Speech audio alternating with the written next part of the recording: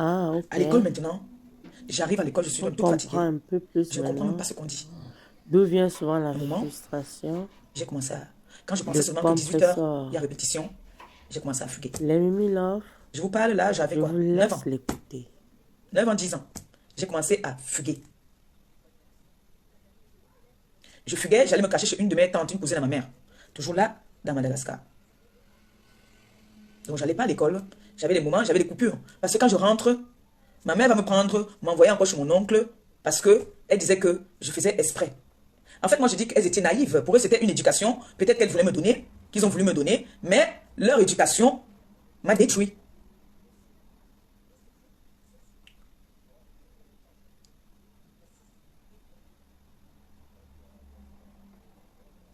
Donc, du coup, j'ai subi tellement de violence.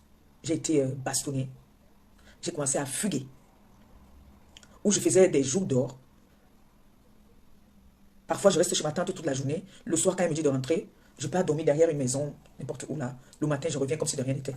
Elle aussi, père à son âme, n'avait pas l'intelligence de partir voir ma mère pour dire, mais ta fille vient ici tout le temps, elle ne part pas à l'école.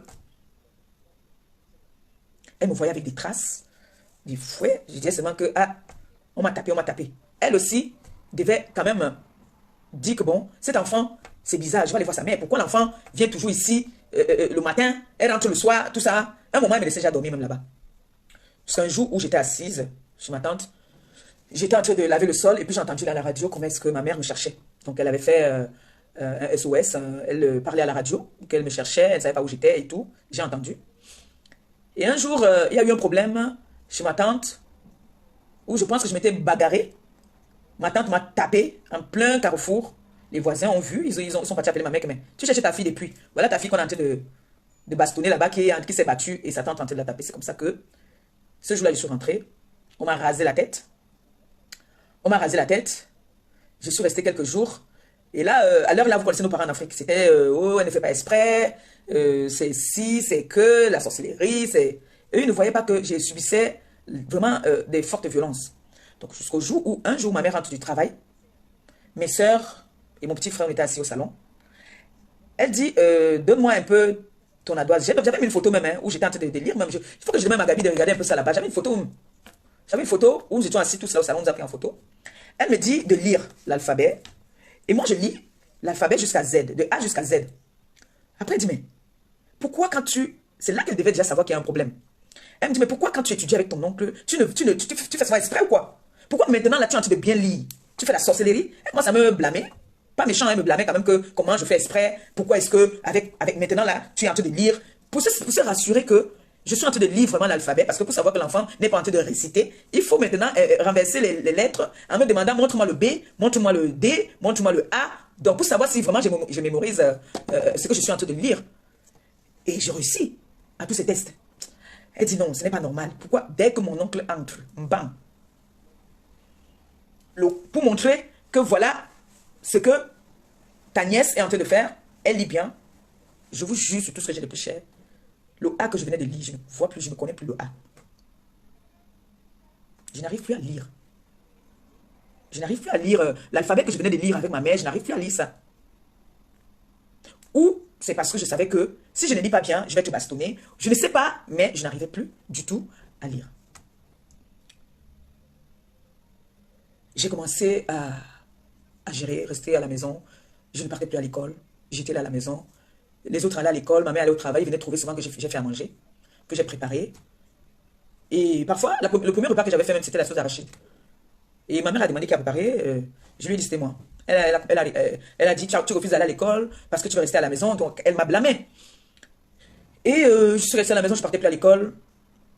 Au point où ma mère était déçue. Tout le temps, elle me lançait tout le temps les pics. Oh, tu es là, tu vas être zéro, tu ne seras rien, tu ne vas rien faire dans ta vie, tu ne veux pas aller à l'école. C'est-à-dire, même quand elle payait l'école, moi, quand il fallait aller à l'école, je sortais à la maison comme tout le monde et je n'allais pas à l'école. Je pouvais marcher, je partais à Mokolo, partout où je marchais. Là, quand je vois que l'heure de l'école est déjà, je rentre à la maison. Mais je n'allais plus à l'école. À un moment, j'ai fugué même, je suis partie même à aider. Je marchais partout. Tout ça parce que je voulais éviter le fouet. Donc, je fuyais, j'ai commencé à m'évader. C'est ce que j'ai grandi. C'est devenu une moquerie. C'est-à-dire, quand on voulait m'insulter, c'était avec ça. Même aujourd'hui, vous voyez que même aujourd'hui, quand on veut m'insulter, on m'insulte avec ça. Donc c'était, dès que je veux parler, tu peux écrire le bonjour que tu parles là. C'était une injure, des moqueries. J'ai commencé à vivre avec ça. Ça me choquait. Mais jusqu'à maintenant, ça me choquait. Où j'ai travaillé ça, c'est quand j'arrive en France. Quand j'arrive en France, parce que je suis arrivée en France quand même étant très jeune, hein, je suis arrivée jeune. Et même mes tantes se moquaient. Quand ma mère a dit qu'il faut que j'aille en France, mes tantes ont dit que mais ta fille ne sait pas lire et écrire. Tu l'envoies en France, qu'est-ce qu'elle va aller faire en France? C'est ce qu'on lui avait posé comme question. Elle ne sait pas lire et écrire, mais elle va aller en France, qu'est-ce qu'elle va faire en France? Ma mère a dit que de tous ses enfants, je sais que celle-ci un jour pourra me faire boire l'eau glacée. Je mise sur elle. C'est comme ça que je suis arrivée en France.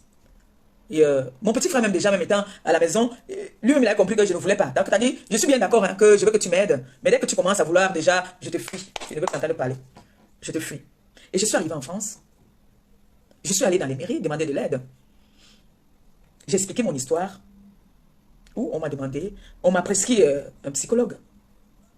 Que non, il faudrait que je voie un psychologue. Et je vais vous dire quelque chose que chaque fois que je parle de mon handicap, j'ai toujours des larmes. Jusqu'au jour où je vois, je suis une émission où un monsieur, et partout où je partais demander de l'aide, comme j'étais toujours en pleurs, on me disait non, ce n'est pas une honte, ce n'est pas une moquerie. Vous n'avez pas besoin de pleurer. Le premier psychologue que j'allais voir, un moment, chaque fois que je revenais en larmes, quand elle s'est fâchée un jour, elle les a appelés. Elle a dit, mais non, attendez, vous êtes censé l'aider. Vous n'êtes pas censé la faire pleurer tout le temps qu'elle vient. Elle revient ici, elle est toujours en larmes. Mais qu'est-ce qui ne va pas? Un moment, elle pétait les câbles. Attends, ma mère quitte ici tous les jours qu'elle part voir le psychologue. Mais elle rentre toujours. Elle est mal. Au lieu d'être bien, elle est mal. Je vais vous dire ce qui m'a donné un peu plus de force. C'est vrai, il y a les réseaux, mais j'ai suivi une émission. C'est pour ça que je dis que nous devions parler et ça va nous aider. J'ai suivi une émission où un monsieur de presque la cinquantaine, chef d'entreprise, c'est son entreprise à lui, marié avec des enfants et il avait des employés qui avaient le même problème que moi. C'est sa femme qui l'aidait à remplir les courriers, à lire ses courriers, à remplir les chèques et tout pour payer ses employés. J'ai suivi ça. Je suis restée. Après ce documentaire, j'ai fait une prière. C'est ça qui m'a donné la force. Ça m'a donné une force de savoir, quand tu sais que tu as des problèmes et qu'il y en a peut-être qui sont même pires que toi. Et comme m'a dit le psychologue, à force de parler de ton problème, ça t'aide toi-même. Je leur ai dit, je suis une influenceuse, je suis sur les réseaux sociaux. Ma communauté se moque de moi avec mon handicap. Ils ont eu mal, ils m'ont dit, ce qu'ils m'ont répondu, c'est qu'ils sont cons. Ils ne savent pas ce qu'ils font. Je leur ai dit, cache, que ma communauté se moque de moi. Et c'est là, en ce moment, vous savez que le médecin veut toujours te rassurer. Il va te prendre des exemples, il va te dire qu'il y a ci, il y a ça, il y a ça, il y a ça qui ont les mêmes problèmes. C'est pour ça qu'il y a tel organisme, il y a tels endroits où on a créé maintenant des endroits où tu peux partir pour qu'on te lise le courrier, pour qu'on te rédige des lettres, pour qu'on te fasse ceci, pour qu'on te fasse ça. On fait tout pour te rassurer. C'est l'avantage que nous avons ici en Europe. On fait tout pour te rassurer parce que nous, Africains, on a l'habitude de se moquer de l'handicap de son prochain. C'est pour ça que j'ai accepté commencer à faire ces lives où des personnes qui ont des problèmes, comme moi, qui ont des handicaps, pourront venir sur mon mur, que nous puissions débattre ensemble. Ça fait du bien. Vous avez vu tout à l'heure, j'ai parlé, j'ai bloqué. Ça m'a fait... C'est parce que chaque fois que je parle de ça, j'ai mal. Mais aujourd'hui, j'ai travaillé ça que, quand aujourd'hui on va m'insulter que illettré, je mets ça dans l'humour. Parce que quand je vois des personnes qui m'insultent, par exemple, illettré, si je m'exprime devant ces personnes, on ne saura même pas que je n'ai pas fait les études. Parce que ces personnes qui m'insultent même avec mon handicap, quand ils s'expriment, franchement, bien beau que je n'ai pas été à l'école, parfois je ne comprends pas ce qu'ils disent. Je ne comprends pas leur langage, parce que leur français, je ne comprends pas. Donc parfois je demande qu'est-ce que ça veut dire. Parce que je ne fais pas exprès. Donc je remercie le Seigneur au moins de m'avoir épargné ce côté-là, que je puisse au moins bien m'exprimer. Parce qu'il y a des personnes, quand j'arrive quelque part, quand je m'exprime et je dis que je ne sais pas lire ni écrire, pour eux, c'est pas normal. Ils trouvent pas ça normal, ils me disent non, c'est pas normal. Je l'ai dit, oui, c'est pas normal, mais je vous dis ce que je suis. Je ne veux pas vous mentir.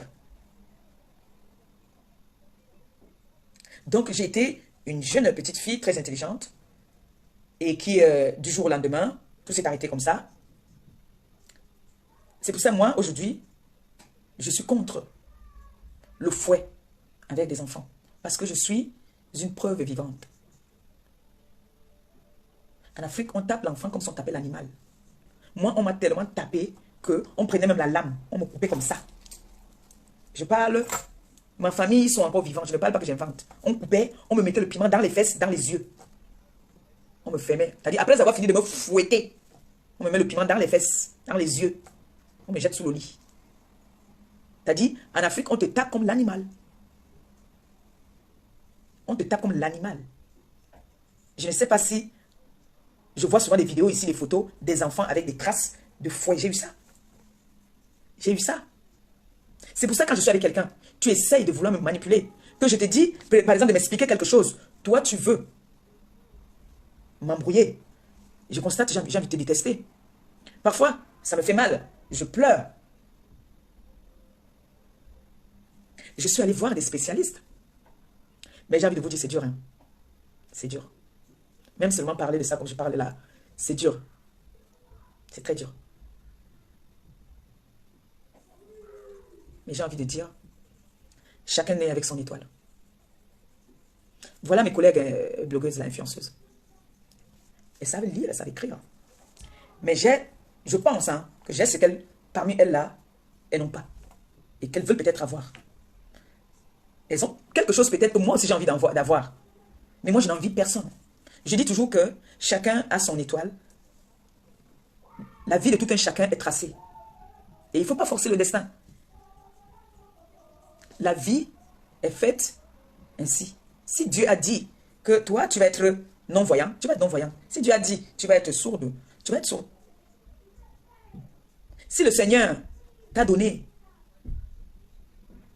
une bosse au dos, il sait pourquoi il t'a donné ça. Mais moi, je pense quand même que j'aurais pu aller loin s'il n'y avait pas la violence. Je pense. Je ne sais pas, d'après les psychologues, c'est que j'ai un blocus, je suis bloqué. Et ils me disent, pour eux, ils disent pleurer ça fait du bien, parler ça fait du bien. Voilà ce qu'ils me disent. À un moment, j'ai dit vraiment, même partir là-bas, je vais arrêter parce que tous les matins, tu as rendez-vous peut-être à 10 heures. Tu as 1 heure de séance. Tu arrives là-bas, tu rentres là-bas les yeux enflés que tu as pleuré toute la journée. À un moment, moi, je n'aime pas forcer. Je n'aime pas forcer. Même si je suis avec toi là maintenant, tu veux m'aider. Je me force. Bon, aujourd'hui, la technologie est un peu très avancée, ou si tu veux même écrire, tu peux parler, Google écrit pour toi.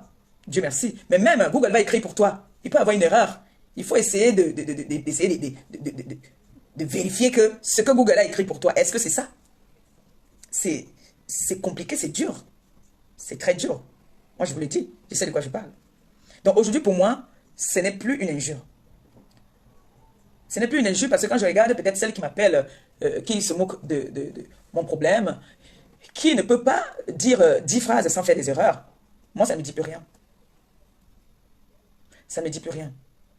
Et accepte ce que le Seigneur a choisi pour toi. S'il t'a rendu aveugle, tu acceptes. Il y a des aveugles qui vivent très bien. Je vous dis, le monsieur, j'ai suivi cette émission, il a des grands enfants, il a une femme, il est chef d'entreprise. Je ne sais plus si c'était un Belge ou un Français. En tout cas, il parlait français. Je crois que c'était en France. Les réseaux n'étaient pas encore comme c'est maintenant là. C'est que j'allais lancer un live, faire écouter, partager avec vous. Donc, moi, je trouve que ce nouveau concept que j'ai, mon handicap, mon combat, je suis la voix des sans-voix. Toute personne qui a un problème similaire au mien, toute personne qui a un handicap qui n'arrive pas à assumer, ma page est ouverte. Vous me contactez, vous contactez ma team, mon équipe, et on pourra en parler ensemble. Parce que je suis une preuve vivante. Ensemble, on pourra faire de belles choses.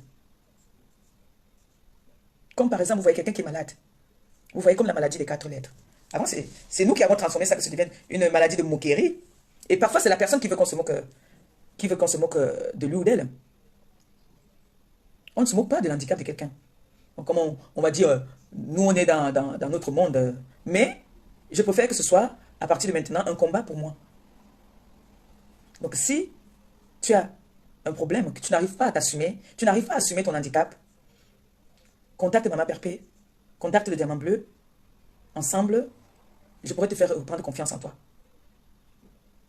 Si tu ne veux pas intervenir même en vidéo ou dans le live, tu peux appeler. Les personnes qui me suivent pourront te remonter le moral, pourront te faire avoir confiance en toi. Parce que comme on dit dans la vie, chacun a son goût sur cette terre. Vous voyez comme les hommes. Il y a les hommes qui aiment les femmes fines. Il y a les hommes qui aiment les femmes moyennes. Il y a les hommes qui aiment les femmes grosses. Il y a les hommes qui aiment les femmes obèses. Ce n'est pas des injures. Mais chacun a de son goût. Il y a les hommes qui n'aiment pas les femmes qui ont un gros derrière. Si? Il y a les hommes qui aiment les femmes qui ont les fesses comme les adoises derrière. Il y a les hommes qui aiment les femmes qui ont des gros nichons. Il y a les hommes qui aiment les femmes qui ont des gros ventres. Tu n'as pas le gros ventre. Il dit qu'il va jouer avec quoi tu es comme son doudou. Il joue avec. Et il y a les hommes qui aiment les os. Il y a pour tous les goûts sur cette terre. C'est vrai que bon, quand on cherche quelque chose pour insulter peut-être quelqu'un qui t'énerve, tu vas chercher son physique ou bien quelque chose. Non. Aujourd'hui, beaucoup de personnes... Je vous dis que moi, avant, quand je ne pouvais pas parler de ça, comme je parle librement aujourd'hui, en toute liberté, et j'ai ce problème aussi que j'oublie. Pour que je retienne le prénom de quelqu'un, il faut qu'on me répète ça tout le temps, avant que je vais retenir. Sinon, j'ai un problème, j'oublie aussi. J'oublie beaucoup. Mes rendez-vous, il faut toujours qu'on me note ça, je mets quelque part où je vais me souvenir, sinon j'oublie. J'ai ce problème-là aussi, j'oublie beaucoup. Pour que je n'oublie pas, il va falloir que peut-être, si je sais que j'ai rendez-vous lundi, on est vendredi aujourd'hui, je ne vais pas bien dormir jusqu'à lundi. Parce que je vais toujours chercher à mettre ça dans ma tête. Donc, ce qui fait que j'ai ce problème-là, j'oublie. Donc, il faut toujours me rappeler. Il faut toujours me rappeler parce que j'oublie. Ce qui fait que quand tu viens me faire le Congo avec moi, si demain, tu viens me demander qu'est-ce qu'on avait dit, si tu me rappelles pas qu'on avait dit ça, et que je me rappelle, je ne vais pas me souvenir de ce que nous avons parlé. J'oublie beaucoup. C'est pour ça que j'aime toujours, quand tu me dis quelque chose, il faut que je dise à quelqu'un de sûr pour que tu gardes ça pour moi. Parce que j'oublie. Mais là aussi, un deuxième défaut que j'ai, ce sont mes deux problèmes que j'ai là-bas. Alors si certaines personnes ont des questions, le numéro est juste au-dessus, vous pouvez m'appeler pour me poser quelques questions. Et je me ferai un grand plaisir de vous répondre. Et n'ayez pas honte. Ayez confiance en vous. Dites-vous que me voici, malgré ce que je suis. Et ça me voici que on a invité au palais. La personne pouvait donner le bien à n'importe qui, mais on m'a choisi. Je suis allé au palais. J'ai mangé avec les grandes personnalités. Pas manger, j'ai bu quand même un verre avec les plus grandes personnalités. J'ai rencontré des belles personnes là-bas, avec qui on a sympathisé un tout petit peu. Hein? Ça n'enlève en rien à ma personne. Donc, n'ayez pas peur de qu'est-ce que les gens vont dire. Si je m'en vais parler là-bas, ils vont dire que. Assumez-vous déjà d'abord vous-même. Assumons-nous. Moi, je m'assume. Vous voyez aujourd'hui, là, quand peut-être on m'insulte, que regarde-moi celle-là, elle ne sait pas lire écrire. Je te dis quoi? Tu vas écrire pour moi. Tu vas écrire, ou alors tu vas lire pour moi.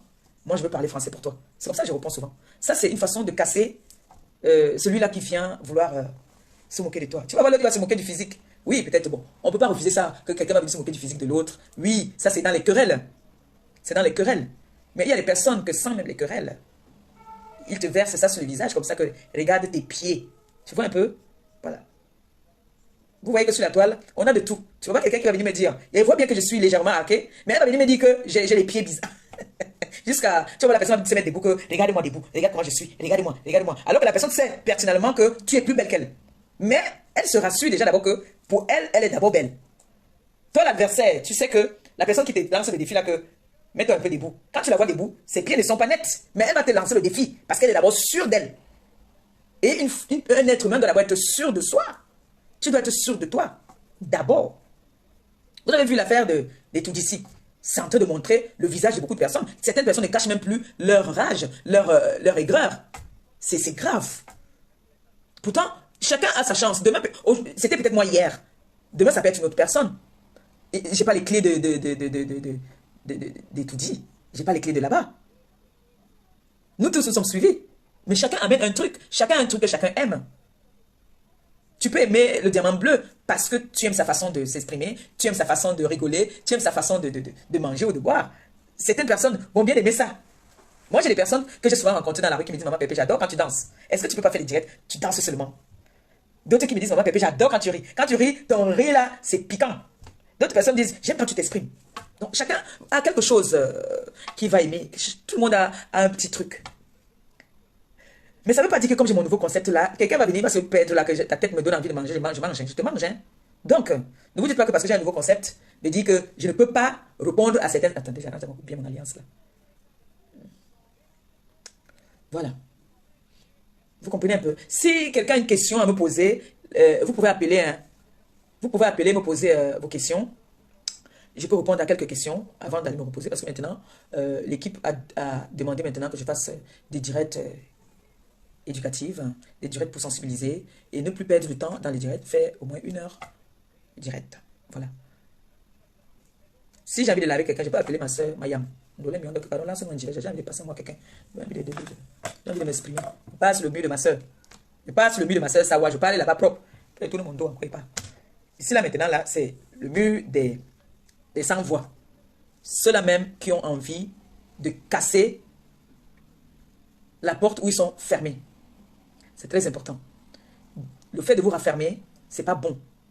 Exprimez-vous. Moi, j'ai parlé là, ça me fait du bien. Même comme ça me dérange souvent, ça me dérange. Je ne vais pas vous mentir. Est-ce que je suis fier? Non, je ne suis pas fier d'être comme je suis là. Non, ça me dérange.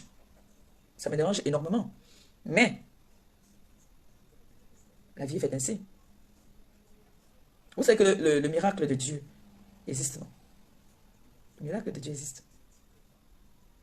Donc, ayez confiance en vous.